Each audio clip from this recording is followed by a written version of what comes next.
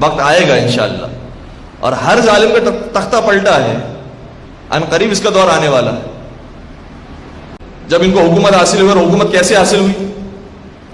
دونوں طرف سے فائدے تھے۔ یہاں انگریز چاہتے تھے کہ مسلمانوں پر حکومت کریں، اور مسلمانوں پر حکومت اب اسلحے کے زور پر نہیں ہو سکتی تھی، چنانچہ مذہب کا سہارا لیا۔ انگریزوں کو فائدہ تھا۔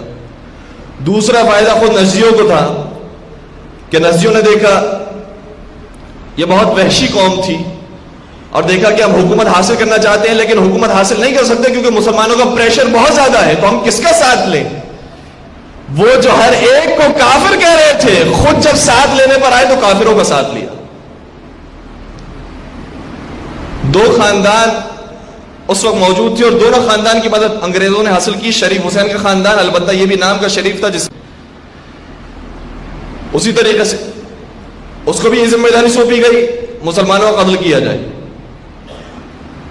اور سعود خاندان کو بھی ذمہ داری دی گئی کہ تم بھی مسلمانوں کا قتل کرو۔ مدینے کے اندر خود ہزاروں مسلمانوں کا قتل ہوا ہے، چونکہ اس زمانے میں میڈیا موجود نہیں تھا، تاریخ نویس موجود نہیں تھے، لہذا صحیح فگر نہیں مل سکی، لیکن اندازاً مدینے کے اندر 10,000 مومنین کو قتل کیا، اور 150 سال پہلے، یعنی آج سے 250 سال پہلے یہ کربلا نجف پر بھی حملہ کر چکے تھے، اور وہاں کربلا نجف میں بھی 15,000 مومن کو شہید کر چکے تھے۔ وہ مومنین جس کے اندر سادات کرام شامل ہیں، جس کے اندر علماء کرام شامل ہیں، صلحاء اور فضلاء شامل ہیں، ان 15,000 افراد کو یہ ویسے ہی شہید کر چکے تھے۔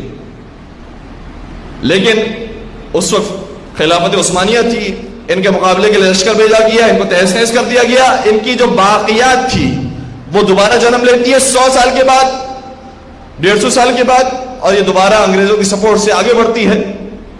چنانچہ جب انگریزوں نے سپورٹ کرنا شروع کیا تو ان دونوں نے مدینے میں، مکے میں رہنے والوں کو شہید کیا اور پھر اپنی حکومت قائم کی۔ لیکن اپنی حکومت قائم کرنے میں انگریزوں کو یہ مسئلہ پیش آیا کہ ہمارے پاس دو خاندان ہیں، ایک شریف حسین کا خاندان ہے، ایک سعود خاندان ہے، ہم کس کو حکومت دیں؟ ہیں دونوں ہی ہمارے، جس کو ہم دیں گے ہمیں ناراض نہیں کرے گا، لیکن ہم کس کو دیں؟ بہتر چوائس کون سی؟ شریف حسین کا خاندان وہ تھا کہ جس میں ایک انگریزوں کا سب سے بڑا جاسوس لارنس آف عربیہ کام کرتا تھا۔ وہ جاسوس تو دوسروں کے لیے تھا، ان کے لیے تو وہی سپورٹر تھا، اور پھر انہوں نے بہت بھرپور مدد کی تھی۔ دوسری بات یہ کہ شریف حسین کا خاندان خود مکے کا رہنے والا تھا، اور دوسری طرف سعود خاندان وہ تھا کہ جو مکے کا رہنے والا نہیں تھا، یہ رہتا کسی اور علاقے کے اندر تھا، آیا تھا حملہ کرنے کے لیے اور حکومت حاصل کرنے کے لیے۔ لیکن ایک مسئلہ یہاں پر یہ پیش آیا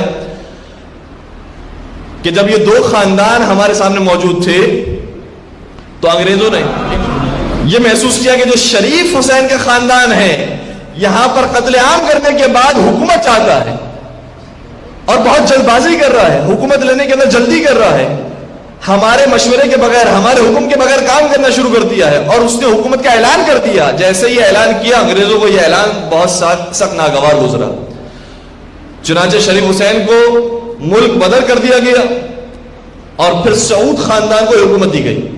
اور دوسری وجہ جو سعود خاندان کو حکومت دینے کی ہے وہ ایک بہت اہم وجہ ہے، اور میں اس کی طرف اشارہ کرنا چاہوں گا اور آپ کی زحمت تمام۔ وہ وجہ یہ تھی کہ سعود خاندان صرف مسلمانوں کا دشمن نہیں تھا، بلکہ مسلمانوں میں ایک نیا فرقہ ایجاد کر چکا تھا۔ شریف حسین نے کام نہیں کیا تھا، اس میں اتنی شرافت تھی کہ اس نے کوئی فرقہ ایجاد نہیں کیا تھا، کوئی مذہب کا پیروکار نہیں تھا، لیکن سعود خاندان یہ اعلان کر رہا تھا کہ ہم ایک مذہب کے پیروکار ہیں، ہم ایک فکر کے پیروکار ہیں، ہم ایک نظریے کے پیروکار ہیں، لہذا اس نظریے کو آگے بڑھانا ضروری تھا۔ اور وہ نظریہ کون سا نظریہ ہے؟ وہ نظریہ یہ نظریہ ہے کہ صرف ہم مسلمان ہیں، باقی سب کافر ہیں۔ اور اس کے اندر سب سے بڑا انہوں نے جو کام کیا ہے وہ قبروں کو مسمار کیا، مسلمانوں کو شہید کیا، واجب القتل سمجھا اور قبروں کو مسمار کرنا شروع کیا۔